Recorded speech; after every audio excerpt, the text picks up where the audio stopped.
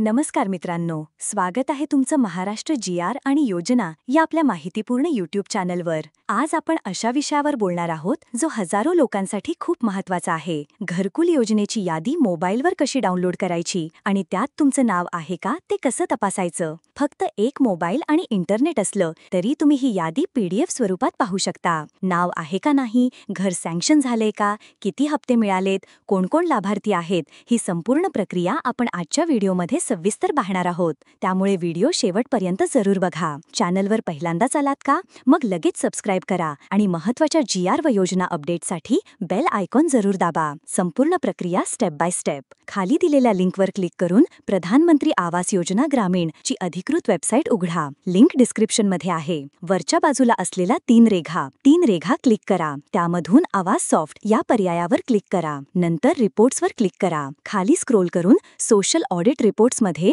Beneficiary details for verification हा पर्याय निवडा. आता राज्य, महाराष्ट्र, जिल्हा, तालुका आणि गाव निवडा. वर्ष निवडा 2024-25 कारण नवीन यादी अजून आलेली नाही. PMAYG ही योजना सिलेक्ट करा. दिलेला कॅप्चा पूर्ण करा आणि सबमिटवर क्लिक करा. PDF कशी डाउनलोड करावी?